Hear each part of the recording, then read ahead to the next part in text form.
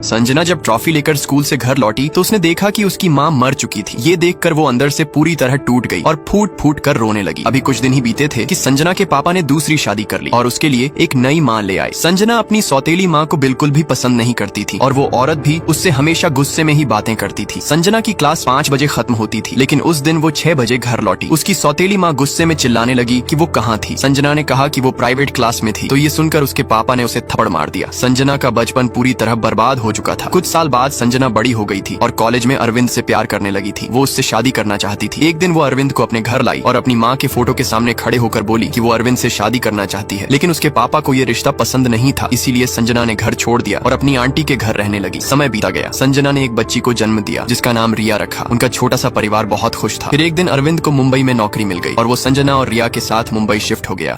संजना को उसकी सौतेली माँ का फोन आता है और वह बताती है कि उसके पापा का देहांत हो गया है। वह उसे पुराने झगड़े भूलकर घर लौट आने को कहती है। संजना ये खबर सुनकर तुरंत अपने पति के ऑफिस पहुंचती है, लेकिन असिस्टेंट उसे अंदर जाने से रोक देती है। जब वह जबरदस्ती अंदर जाती है तो अपने पति को एक लड़की के साथ रोमांस करते हुए देख लेती है। संजना गुस्से में घर लौटी है और अपना सामान पैक करके अपनी बेटी को लेकर दोस्त के पास चली जाती है। उसके बाद संजना कंपनी में इंटरव्यू देने जाती है तो बॉस उसकी क्वालिफिकेशन देखकर कहते हैं कि वह उसे कोई जॉब नहीं दे सकते। संजना कहती है कि वह कोई भी काम करने को तैयार है। तभी असिस्टेंट बताती है कि जुम्बा ट्रेनर कई दिनों से नहीं आ रहा है, लोग काफी परेशान हो रहे हैं। बॉस कहते हैं कि नया ट्रेनर रख लो। तब संजना कहती है कि मेरी माँ लोगों को जुम्बा सिखाती थी तो मैं भी उनके साथ बचपन में सीखा करती थी। तो बॉस कहते हैं जुम्बा करना इतना भी आसान नहीं है। संजना कहती है कि मैं यह कर सकती हूँ, बस एक बार आप मौका देकर देखिए। फिर उसका टेस्ट लिया जाता है और उसे क्लास हॉल में भेजा जाता है जहाँ वह वीडियो देखकर जुम्बा करती है। उसका परफॉर्मेंस बॉस और सभी कर्मचारियों को बहुत पसंद आता है और वह संजना को काम पर रख लेते हैं।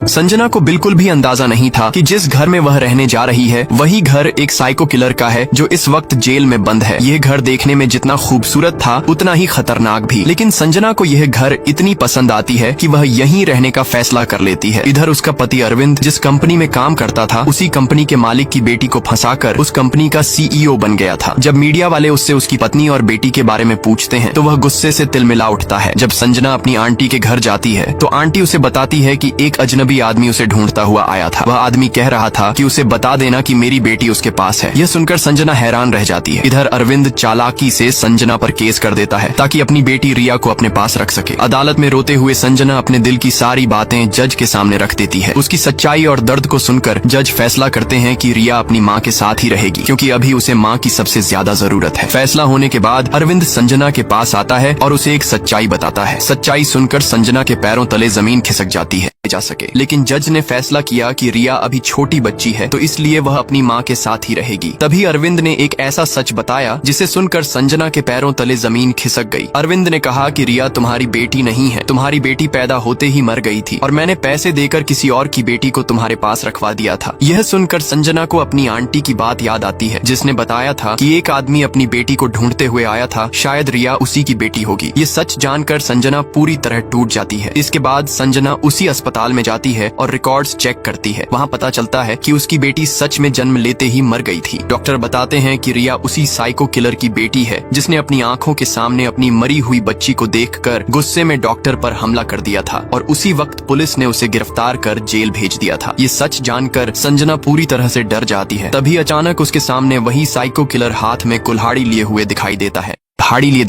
संजना डर के मारे भागकर राहुल को बताती है, लेकिन जब राहुल वहां आता है तो वहां कोई नहीं होता। यह देखकर संजना और ज्यादा डर जाती है। घर आकर वह सूर्या के बारे में जानकारी निकालने लगती है और तभी उसे एक न्यूज में पता चलता है कि सूर्या ने अपने ही घर में 2 लोगों को पेट्रोल डालकर जला दिया था। जब वह बाहर आकर उस घर को देखती है तो बिल्कुल सुन्न रह जाती है क्योंकि जिस घर में वह रह रही थी वह असल में साइको किलर सूर्या का ही घर था जो कि वह किराए पर रह रही है। तभी अचानक सूर्या उसके पास आता है और अपनी बेटी को वापस मांगता है, लेकिन जब संजना रिया को देने से साफ मना कर देती है तो सूर्या उसका पीछा करके उसे मारने की कोशिश करता है। फिर भागते भागते संजना गिर जाती है और उसका सर पत्थर से टकरा जाता है जिससे वह बेहोश हो जाती है। अगले दिन जब रिया उठकर अपनी माँ को ढूंढती है तो उसे संजना बेहोश पड़ी मिलती है। वह पानी डालकर अपनी माँ को होश में लाती है और फिर संजना तुरंत ये सब जाकर राहुल को बताती है, लेकिन राहुल उसकी बातों पर यकीन ही नहीं करता है। संजना रिया को लेकर एक पार्टी में जाती है। राहुल उसे देखकर बहुत खुश हो जाता है, लेकिन राहुल की माँ दोनों को देखकर बिल्कुल भी खुश नहीं होती। तभी कुछ औरतें ताना मारते हुए कहती हैं कि बेटा अब बहू भी ले आया और साथ में सर्फ के साथ फ्री साबुन भी ले आया। सबके तानों से परेशान होकर राहुल की माँ संजना से कहती है कि तुम मेरे बेटे से दूर रहो, तुम्हारा पहला रिश्ता चला नहीं और अब मेरे बेटे के पीछे पड़ी हो, उसे भी अपने जाल में फंसाना चाहती होगा। ये सुनकर संजना को बहुत बुरा लगता है और सीधा वहाँ से निकल कर घर जाने लगती है, लेकिन रास्ते में उसे साइको किलर सूर्या दिखाई देता है जो उसका पीछा करने लगता है। संजना और रिया दोनों भागने लगती हैं। भागते भागते संजना खंभे से टकराकर जमीन पर गिर जाती है। तभी रिया जोर से चिल्लाने लगती है। शोर सुनकर पुलिस पहुंच जाती है, लेकिन तब तक सूर्या भाग चुका होता है। पुलिस तुरंत संजना को अस्पताल ले जाती है। होश आने के बाद राहुल कहता है कि तुम चिंता मत करो, पुलिस उसे जल्द पकड़ लेगी। इसी बीच जब रिया स्कूल से लौट रही होती है, तभी सूर्या उसे खिलौनों का लालच देकर उसे ले जाने लगता है, लेकिन अचानक एक कार सूर्या को टक्कर मार देती है।